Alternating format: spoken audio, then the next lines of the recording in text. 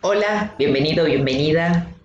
Vamos a hablar hoy de posicionamiento. Es el módulo 1, la unidad 2, ¿sí? Del programa de coaching y marketing para el desarrollo profesional en el área de salud. En esta unidad vamos a hablar de posicionamiento, ventaja competitiva y ventaja comparativa. Ahí yo puse en la figurita posicionamiento, porque posicionamiento es el lugar que ocupo en la cabeza del potencial cliente. Ahí me puse una fotito mía, ¿no? Ese es el lugar que ocupo o que quiero ocupar en la cabeza. Cuando hablamos de posicionamiento, acá está la definición de una empresa, un producto o un servicio. Es el lugar que ocupa en la mente del consumidor. ¿Y cuál es ese lugar que quiero ocupar en la cabeza, en la mente de mi consumidor? Es, por ejemplo, cuando hablamos de Coca-Cola. ¿En qué pensamos? ¿Cuál es el lugar que ocupa Coca-Cola en nuestra cabeza? Cuando hablamos de McDonald's, ¿en qué pensamos? ¿Cuál es el lugar que ocupa McDonald's en nuestra cabeza?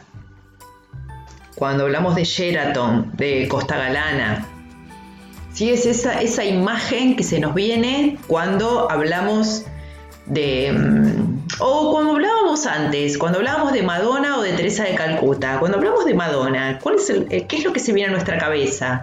¿Sí? El posicionamiento que tenemos de Madonna gracias a ese branding personal que ella realizó. ¿Sí? Ahora podemos ver bien el concepto de posicionamiento a partir de lo que vimos de branding. ¿Sí? Ella hizo un branding personal que la llevó a tener ese posicionamiento en nuestra cabeza, ¿sí? El de rubia, desafiante de las reglas, de cantante pop, de, bueno, todo lo que vimos en el video anterior. Ese es el posicionamiento. ¿Cómo querés vos estar posicionado en la cabeza de tu paciente? Que te reconozcan ¿por qué? El consumidor, el cliente, o en este caso sería el paciente, ¿sí? Bueno, pero ahora hay un concepto más revolucionario aún, que es el de reposicionamiento. Esto es marketing 5.0. Reposicionamiento es ubicar en la mente del consumidor un nuevo concepto, más atrayente, que armonice con el anterior, pero que se adecue a las circunstancias cambiantes. Entonces se supone que ya estamos posicionados y que vamos a hacer un reposicionamiento con un nuevo concepto, ¿sí? Un nuevo concepto de nosotros mismos, que sea más atrayente, que venga en línea con quién éramos, ¿sí? Y que se adecue a estos tiempos modernos. El reposicionamiento, dice, implica transmitir una nueva imagen, lo que conlleva a un compromiso de calidad o servicio, una promesa que debe cumplirse para no defraudar. Para ello se debe tener un conocimiento muy fino de la sensibilidad de mi cliente y de sus expectativas también, ¿sí? Este reposicionamiento nos permite fidelizar a los clientes habituales, a nuestros pacientes, o nuestros usuarios o consumidores habituales y a su vez captar nuevos. Acá yo juego con la palabra cliente, usuario, paciente. En realidad, cuando hablamos de paciente, personalmente pienso que es un término que no... Si vamos a ser sinceros con el conocimiento que tenemos en neurociencia, decirle paciente a una persona que padece una enfermedad es no darle ni el mínimo grado de responsabilidad, ¿sí? Como que se va a curar por el solo hecho de que uno como profesional de la salud le ponga todo a disposición y lo cure como por un acto de magia. Personalmente pienso que el paciente tiene responsabilidad en su sanación, en su proceso de sanación. Calculo que vos debes pensar lo mismo, porque si estás acá y llamarlo de paciente como que el que padece, padeciente, no sé, bueno, vos sos ¿Cómo le llamamos? Cliente es medio, pues en definitiva es un cliente porque hay un intercambio de bienes, ¿sí? Usuario, ya después vamos a ver la diferencia entre usuario y cliente. Bueno, te lo dejo a tu criterio, ¿sí? Vos sabrás cómo nombrarlo. Pero bueno, por lo pronto vamos a decirle cliente-paciente. Entonces, para poder lograr ese reposicionamiento, tenemos que tener un exhaustivo conocimiento de la sensibilidad y las expectativas de ese cliente, paciente, usuario. Si tengo que reposicionarme y tener en cuenta la sensibilidad y las expectativas del paciente, primero tengo que conocer cuánta es la sensibilidad y cuáles son las expectativas de mi cliente. ¿Sí? En base a eso voy a lograr mi reposicionamiento. La sensibilidad es máxima. No me voy a cansar de repetir durante todo el posgrado, porque para nosotros que estamos más en este área, estamos como más teflonados y más inmunizados con la sensibilidad, pero para el paciente viene con los axones a flor de piel, con las dendritas a flor de piel, la sensibilidad es máxima. Entonces cualquier movimiento que hagamos representa para ellos. Cualquier movimiento que hagamos en nuestra imagen representa, somos seres de referencia, ¿sí? Vos sos una referencia para él porque vos cuidas de su salud. Entonces la sensibilidad es máxima. Y las expectativas que tiene con respecto a los cuidados que le vas a ofrecer también. Entonces también va a haber mucha expectativa. Si vos movés si te querés reposicionar, si querés mostrar otra imagen, las expectativas se van a mover. Entonces lo bueno es conocerlas. ¿Y cómo se conocen? Preguntando. La mejor manera de reposicionarte es queriendo saber qué esperan las personas de vos y acercarte más a ese profesional esperado por ellos, ¿no? Y además debe realizarse de una manera sutil, ¿sí? Para no desorientar al consumidor, ¿sí? Para que se pueda ir adaptando paulatinamente a los cambios.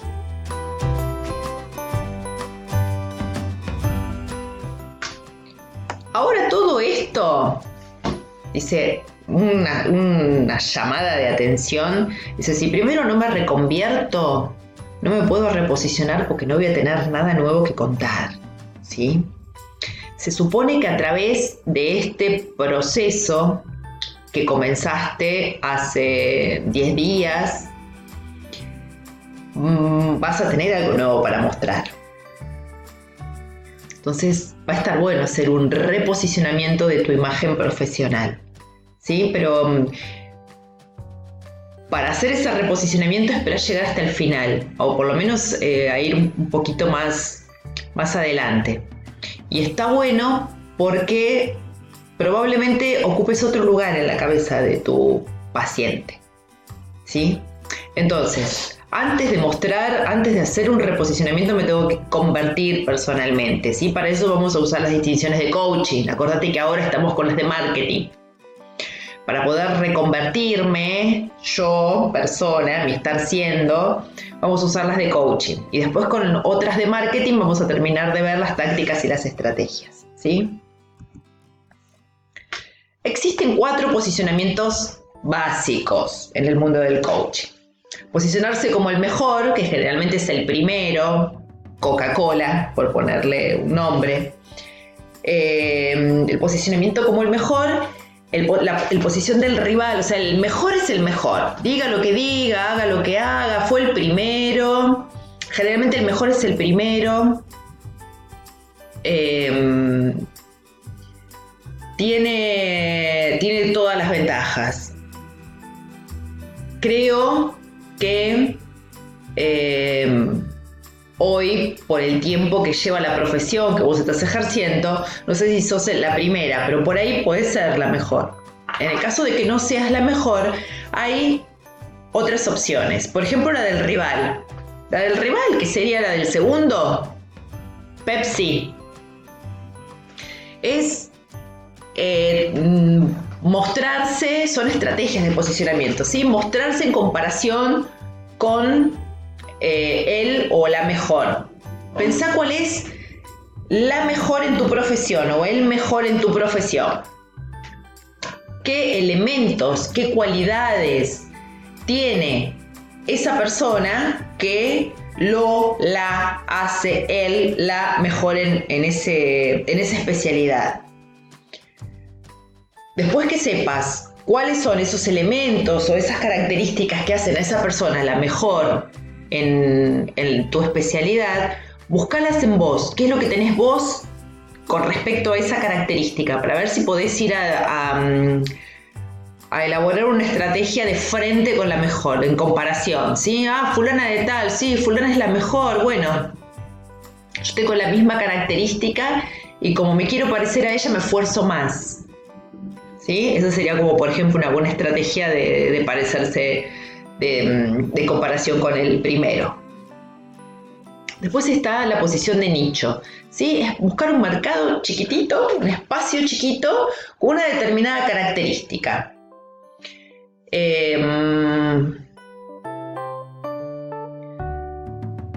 Especialista en rodilla derecha, en ojo izquierdo.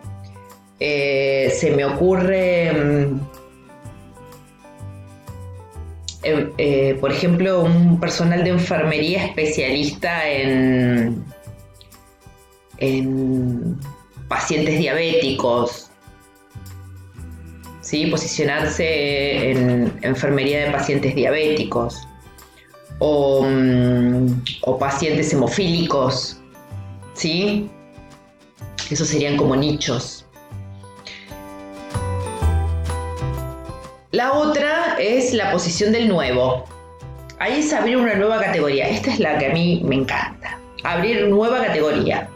Es la más susceptible después a copias, por supuesto. Después te enojas porque te copian. Pero bueno, a mí me fascina la posición del nuevo, la nueva categoría. Es inventarte una categoría para ser la primera, ¿sí? Por eso es importante ahora cuando veamos tu ventaja competitiva, para ver si podés a partir de tu ventaja competitiva abrir una nueva categoría y conseguir un posicionamiento.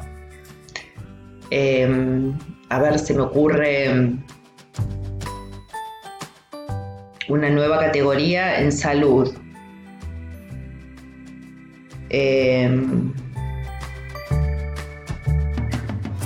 No se me ocurre en este momento. ¿Cómo abrir una nueva categoría en salud? Bueno, lo vamos a pensar. Por eso me ocurre y volvemos a esta parte.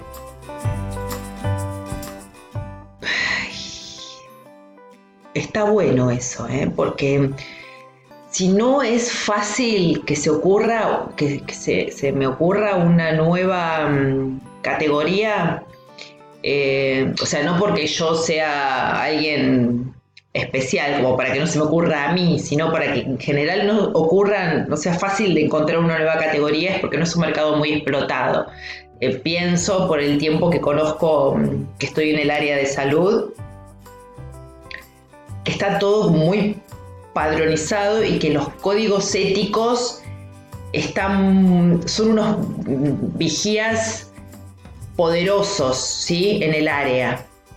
Entonces creo que hay muy buenas posibilidades de poder abrir nuevos mercados, ¿sí? Así que tenedlo en cuenta eso, porque puede ser una buena alternativa. Bueno, ahora vamos a ver ventaja competitiva y ventaja comparativa. Estos términos generalmente se usan como sinónimos. Es más, de ventaja competitiva ni se habla siempre de ventaja comparativa y no es lo mismo. La ventaja comparativa son a través de cualidades que te distinguen, que los tienen todos, pero en vos son mejores. Es, por ejemplo, la ventaja comparativa en el precio, la ventaja comparativa en la calidad, la ventaja comparativa en los canales de distribución. La ventaja comparativa es con una ventaja en comparación ¿sí? De otros profesionales, de otras marcas, de otras instituciones de salud. Y la ventaja competitiva es esa característica palpable, tocable, real, que te hace único. ¿Sí? Es eso que te hace único. Tiene que ser, no sirve, por ejemplo, decir la mejor, soy la mejor, la más ordenada, la más joven, no. Tiene que ser una característica física. En los productos es física, en los profesionales, por ejemplo, en mi caso, mi ventaja competitiva es que en la ciudad donde vivo soy la única coach con credencial de la International Coach Federation. Eso me hace única en este área. Esa sería mi ventaja competitiva. Pensar algo por el lado de las certificaciones, por el lado de la experiencia. ¿Sí? Soy la única profesional en determinado área, especialista en... ¿Sí? Esa es la ventaja competitiva. Ahora, te propongo que pongas pausa. Te propongo que pongas pausa y que respondas las siguientes preguntas. ¿Sí? ¿Cuáles son mis ventajas comparativas? Comparándome con otros profesionales, ¿cuáles son las ventajas que yo tengo? ¿Sí? Mi clientela, mi precio, mi experiencia, mi ubicación, mis horarios, mi predisposición. Después buscar cuál es mi ventaja competitiva, cuál es aquello que me hace único. Tengo que tener, y si no lo tengo que conseguir. Si no lo tenés, estudia algo. Si no tenés una ventaja competitiva, hay que tenerla. En este caso, ya estás con la ventaja esta de tener tu posgrado en coaching y en marketing, ¿sí? De salud. No sé cuántos de tu especialidad también lo estarán haciendo, pero podría ser una ventaja comparativa seguro, ¿sí? Por ahí puede ser hasta una competitiva. Después, ¿cuántas alternativas tiene ese consumidor? ¿Cuántas alternativas tiene ese paciente que vos tenés? ¿Sí? Con respecto al mercado. Y ¿vos en qué te diferencias de esas otras alternativas? Seguimos con las ventajas comparativas y la competitiva. Si tuvieras una competitiva, te diferenciás con esa ventaja competitiva. Si no, empezás a buscar las comparativas y evaluate. Poné, de fulano me diferencio en esto, de mengana me diferencio en esto. ¿Sí? Buscate referentes. Tampoco te buscate mejores que vos. Buscate referentes en el área en el que trabajás. Y compárate con esos referentes, ¿sí? Después dice, ¿cuáles de esas diferencias se pueden igualar o superar? ¿Cuáles de esas diferencias que tenés con esos referentes las podés igualar o las podés superar? Después, ¿cuáles diferencias serán inéditas? ¿Sí? ¿Qué factores pueden crear esas diferencias? ¿Y cómo vas a crear esas diferencias? Sentate y escribí, poné pausa, sentate y empezá a escribir. Porque esta es la parte más importante. Necesitas saber cuál es el mercado en el que te estás moviendo. ¿Sí? Volvemos a lo mismo. Hoy no estamos en tiempos donde el paciente te venía a tocar el timbre porque te lo recomendaban y no les importaba el horario que le dabas ni cuánto le cobrabas. No, ahora quieren que lo atiendas bien, lo atiendas ya, lo atiendas con una sonrisa y no pagarte, ¿sí? Entonces, lo que vamos a lograr es que tengas un mercado donde los atiendas cuando vos quieras, que se supone que tiene que ser rápido, porque además de la confianza tenemos que hablar de calidad en salud, que te paguen lo que vos querés, ¿sí? Lo que vos sentís que es tu valor, que no es lo mismo que precio, que tu precio sea igual a tu valor y que encima te quieran y que sean tus fans. ¿Sí? Bueno, pone pausa y responde estas preguntas.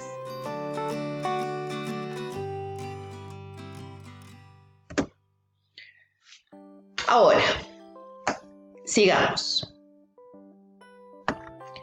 ¿Qué compra el cliente? ¿Qué compra tu paciente cuando te visita? Dice, el cliente generalmente no le importa tu servicio, solo le importa lo que hará por él. ¿Sí? Al cliente no le importa específicamente lo que va a hacer por él. Y acá cuando hablamos de qué va a hacer por él, aparecen las necesidades. ¿Viste? Cuando dice, voy a satisfacer una necesidad. Bueno, o voy a crear una necesidad. Las necesidades están creadas, para empezar. Satisfacer una necesidad la puedes satisfacer con cualquiera. O sea, la puedes satisfacer con vos, con tu colega, con el colega de la otra cuadra, con tu colega del hospital, con tu colega de la clínica. El tema es que seas el deseo. O sea, si yo tengo sed, satisfacer la necesidad de la sed la puedo satisfacer con agua, con coca, con vino, con cerveza.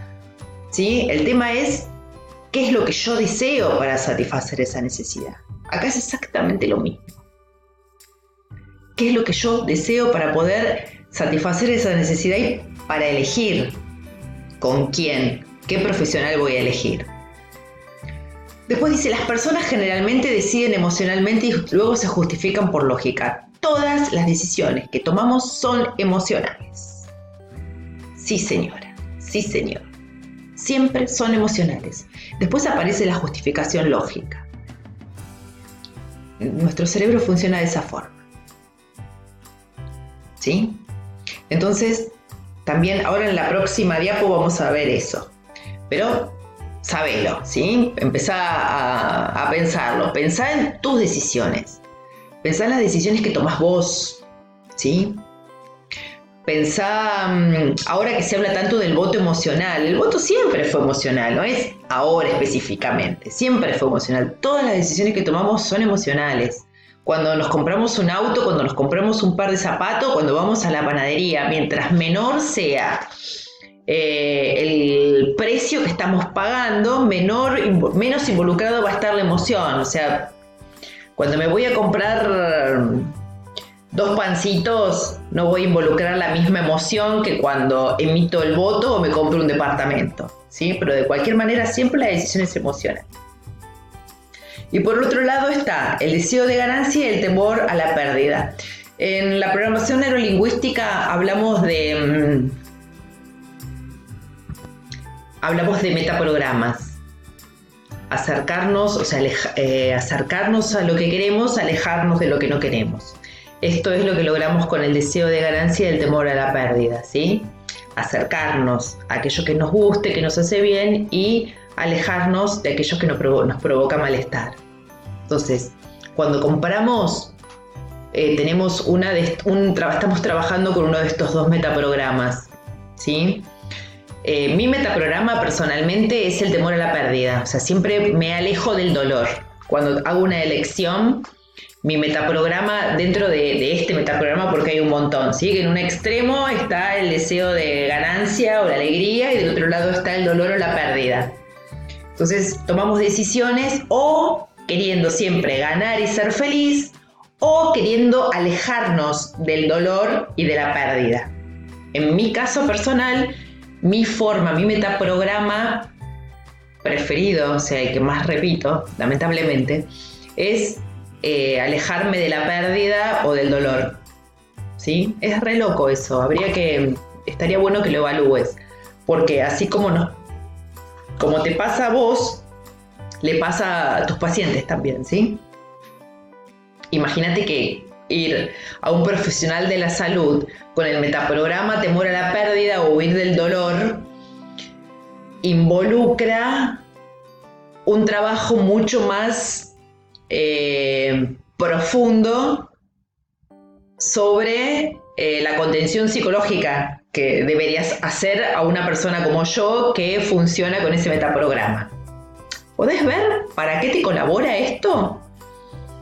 No es lo mismo el que desea ganar o va hacia la alegría que el que no quiere perder o quiere huir del dolor. Entonces, teniendo en cuenta esto, ¿sí? ¿Qué busca el paciente cuando va a un profesional de la salud? Busca sentirse mejor, recuperar la salud, saber qué tiene, mejorar su calidad de vida, depende, ¿no? De por qué va. Eso es lo que busca, pero en realidad, ¿qué es lo que está comprando? ¿Sí? Acordate que, como vimos acá, no le importa tu servicio, sino lo que hará por él, que está buscando un deseo para satisfacerse, ¿sí?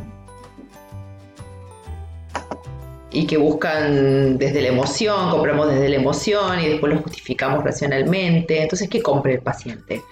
Algunos van a comprar confianza, otros van a comprar seguridad, otros van a comprar salud, otros bienestar, otros van a comprar protección, decisión, atención. Hay gente que simplemente necesitan atención de parte del profesional de la salud. Otros ayuda, ¿sí?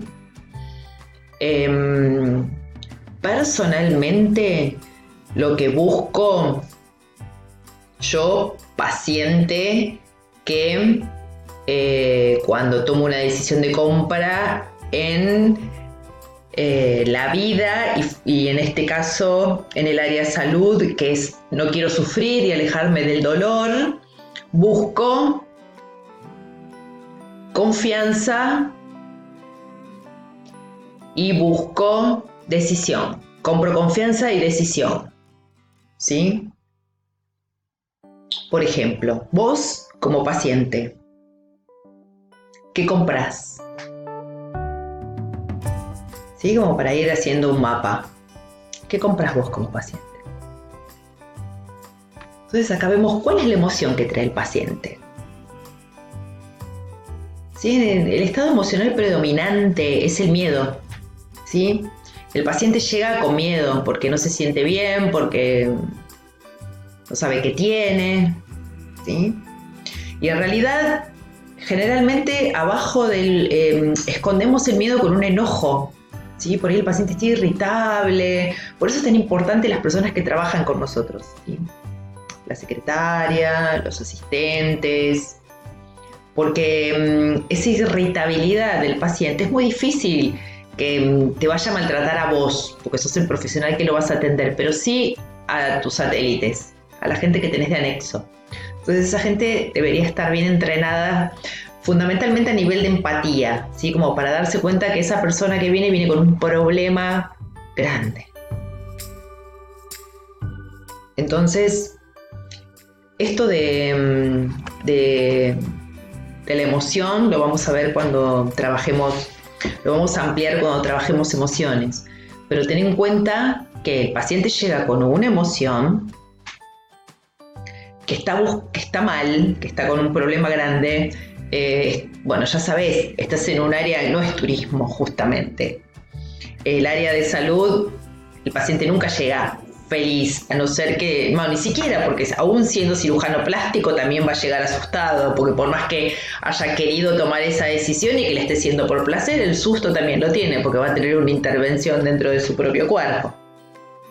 Entonces, tener en cuenta la emocionalidad del paciente, tener en cuenta que las emociones se contagian. Las emociones se contagian. La neurona espejo hace que las emociones se contagien, ¿sí? Entonces, si el paciente llega mal y la tendencia siempre está a que la emoción, no sé si llamarla fea, porque no hay ni fea, ni linda, ni buenas, ni malas. Todas son emociones y lo importante es poder transitarlas. Ahí está la empatía, ¿sí? La importancia de la empatía, sobre todo en este área de salud. Y ahí poder descifrar, ¿sí? ¿Qué es lo que busca el paciente y por qué te va a comprar a vos? ¿Por qué te va a elegir a vos? ¿Cómo va a satisfacer el deseo eligiéndote a vos? Para eso es importante la escucha. Que escuches, que te tomes el tiempo para conversar y la escucha activa. Para saber qué es lo que necesita sentir el paciente para elegirte. Se necesita, bueno, confianza seguro. De cualquier manera hay personas donde es más, la confianza está más arriba o más abajo, ¿sí? Pero que está seguro la confianza.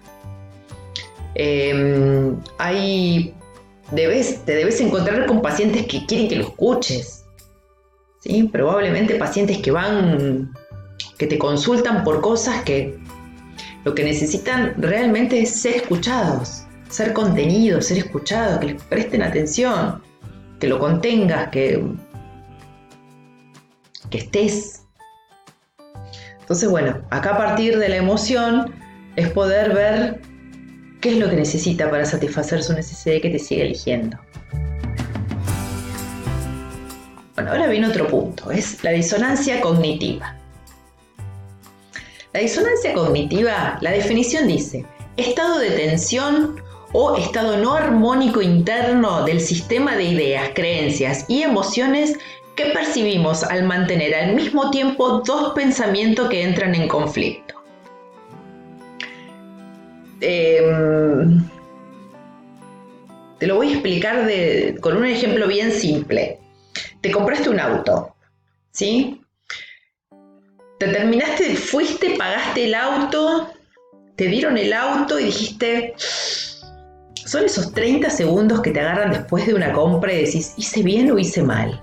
Ahí aparece la disonancia cognitiva. Son los 30 segundos después de una decisión donde dudás de haber hecho lo correcto. Ese es el estado de tensión o el conflicto en el que entramos a ver si hice o no lo correcto. Dice, asociar al proceso de toma de decisiones por parte del consumidor o paciente, ya que cuando éste se ve en una situación decisiva y ha de afrontar un costo, busca una especie de recompensa inmediata. ¿Sí? La recompensa inmediata es saber que hizo bien. El paciente busca en su entorno que reafirme que está tomando la decisión correcta. Cuando yo voy a consultar a un médico, llego y le digo a mi hermana, ay, fui al médico, fui a ver al doctor fulano de tal, y mi hermana me dice, ¿a quién? ¿Cómo que fuiste? Es tremendo, porque lo que uno espera es que diga, ay, qué bien, qué buen médico, que siempre uno buscamos un referente que te confirme que tu decisión fue la acertada. Me compro el auto, salgo manejando mi auto nuevo y quiero encontrarme con ese amigo que es fierrero y sabe muchísimo de autos y que cuando me ve me diga, qué buen auto que te compraste, no encontrarme con alguien que me diga, ay, ¿cuánto lo pagaste? Ay, no sabés. En la otra cuadra hay un auto del mismo nivel, de la misma categoría y está 30% menos, ¿sí? ¿Me explico cuál es la disonancia cognitiva? Es lo mismo cuando te compras una computadora, hasta cuando te compras un par de zapatos que te costaron mucho. A mayor precio, mayor es la disonancia cognitiva. ¿Y esto cómo se puede ayudar a disolver en el área de salud? Con la confianza. Si yo genero un vínculo de confianza, respeto y responsabilidad y compromiso con mi paciente, la disonancia desaparece.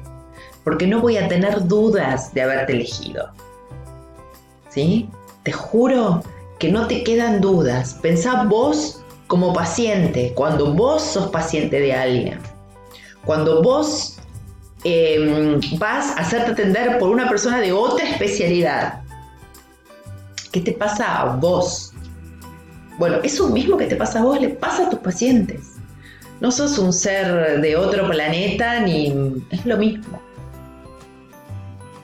Entonces, mientras mayor grado de compromiso, confianza, respeto y responsabilidad genere con ese paciente, menor va a ser la disonancia cognitiva. Ahora vamos a hablar de los 6 roles involucrados en la decisión de compra. Estos 6 roles los vamos a ver cuando vamos a comprar un auto, cuando vamos a comprar una casa, cuando vamos a elegir un par de zapatos, cuando vamos a comprar pañales para bebé, cuando vamos a elegir un kinesiólogo, un médico, una enfermera, un cardiólogo y cuando vamos a salir de vacaciones.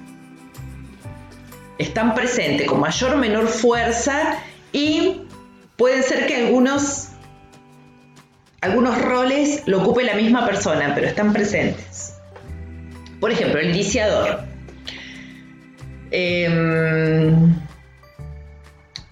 me duele la espalda, ¿sí? Entonces digo, ay, me duele la espalda. Y mi marido me dice, ¿por qué no vas a ver un kinesiólogo? Ahí es el que sugiere por primera vez la idea de abordar el servicio, ¿sí? El influenciador. Digo, mañana voy a ir a tomar un café con las chicas, les voy a preguntar si alguien conoce. Me encuentro con mis amigas y les pregunto, ¿alguien conoce algún kinesiólogo bueno? Sí, son personas del círculo íntimo, como familiares y amigos, que me aconsejan. Me dicen, ay, anda a ver la fulana, anda a ver los sultanos. Esos influencian sobre la decisión. No obstante, yo llamo a mi médico, que sería el especificador, que es quien determina la compra objetivamente, ¿sí? Son profesionales expertos de mayor confianza que van a asesorar un poquito más, con mayor autoridad. Le pregunto, doctor, ¿usted conoce un buen kinesiólogo? Mi médico me recomienda a un centro de kinesiología. En este caso, estos tres roles, decididor, comprador y usuario, se combinan en una misma persona, en mí, ¿sí? Tres roles, una sola persona. Yo voy a decidir, voy a comprar y voy a usar. Pero supongamos que estamos hablando de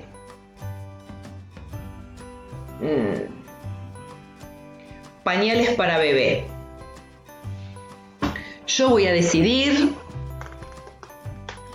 mi marido va a comprar, lo va a usar el bebé, ¿sí? O elegir un pediatra.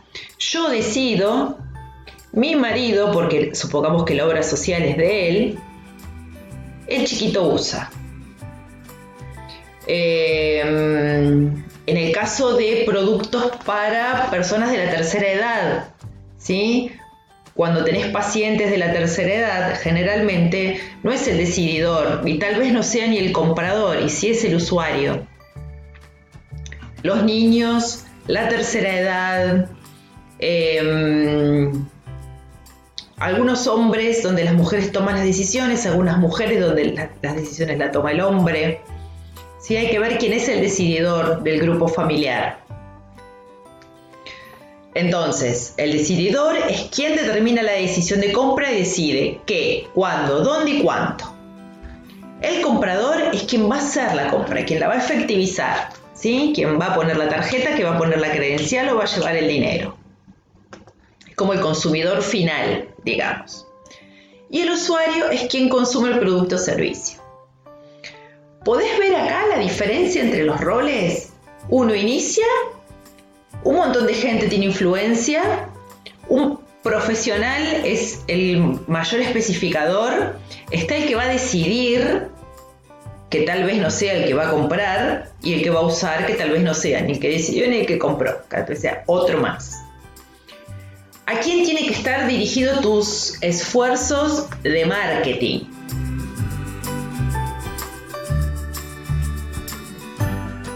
Pone pausa, sentate, toma tu libreta de apuntes y dentro de tu especialidad, el servicio que vos ofreces como profesional, dividí los 6 roles. ¿Quién inicia? ¿Quién decide que tiene que ir a verte? ¿Quién piensa, se le ocurre por primera vez que sería bueno consultar a? Depende de tu especialidad. ¿Quién es el universo que influencia sobre esa decisión? ¿Quiénes pueden recomendarte? ¿Quién específicamente del área profesional te puede recomendar? Porque acá te está marcando otro lugar para trabajar desde el marketing. No solamente tenés que dirigirte hacia tu potencial paciente o cliente, sino también tenés que trabajar sobre otros colegas de otras especialidades y de otras profesiones para que te recomienden, ¿sí?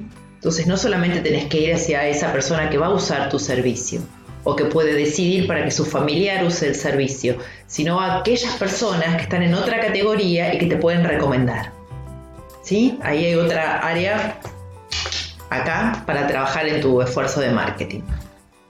Pues está el decididor, el comprador y el usuario. Sentate y hacelo porque es importante diferenciar quién del área profesional te puede recomendar, quién decide que seas vos quién va a ser efectivo y quién es tu usuario.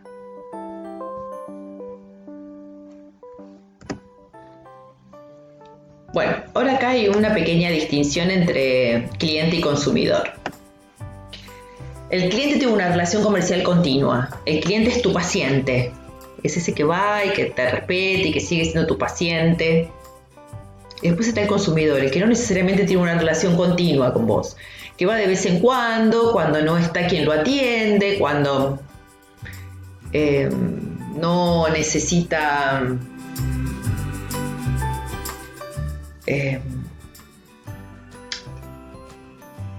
y que puede cambiar si otro profesional le ofrece un mejor trato o las mejores condiciones. A mí me pasó específicamente hace poco que me estaba haciendo atender por una médica. Llamé para pedir un turno y me daban turno dentro de, no sé, un mes. Se supone que cuando uno va al médico es porque le está pasando algo, ¿sí? Y no hubo forma de conseguir un turno antes, así que por la secretaria yo dejé el médico. Me pasé a otro que me ofreció mejores condiciones y dentro de esas mejores condiciones fue llegar y que me dieran un turno extra. Ahí me hice cliente, me hice paciente de ese médico cuando era consumidor de otra área, no estaba fidelizada. La diferencia entre cliente y consumidor tiene que ver con la fidelización, ¿sí?, de ese cliente o de ese paciente. Bueno, hasta aquí vimos posicionamiento, las ventajas, comparativa, competitiva. Vimos cómo se desarrolla el proceso de elección para hacer la compra, la disonancia cognitiva o cognitiva, y también vimos los roles en la decisión de compra. Te sugiero que te sientes, leas los papers que acompañan a este video y que hagas la tarea, que te sientes, vuelvas a ver el video y vayas parando y vayas respondiendo a las preguntas y vayas armándote el esquema, sobre todo en el proceso de decisión de compra, sobre tu ventaja competitiva, tu ventaja comparativa y cómo querés estar posicionado en la cabeza de tu paciente. ¿Qué querés que piense ese paciente de vos? ¿Sí? ¿Cómo querés estar metido en la cabeza de ese paciente? Para tener una idea, pensá, por ejemplo, cuando decís Coca-Cola, ¿qué es lo que se te viene a la cabeza?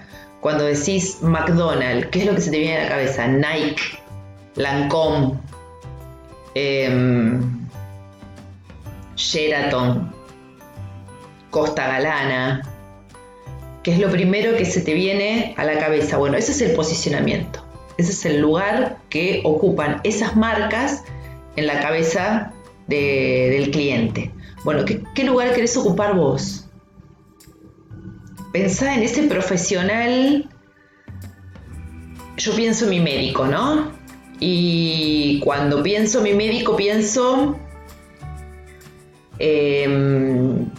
confianza, pero pienso también en...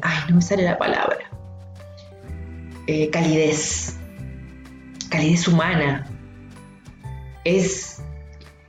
Me conquistó por el estilo, por la forma de ser humano que tiene, ¿sí? Me da confianza y una calidez. Entonces, ese es el posicionamiento que mi médico tiene en mi cabeza y calculo que en la cabeza de todos nosotros que somos sus pacientes, ¿sí? Porque confianza le tenemos, pero a veces es cálido. Fíjate vos cómo querés estar posicionada en la cabeza de tu paciente. Bueno, nos vemos en el próximo video.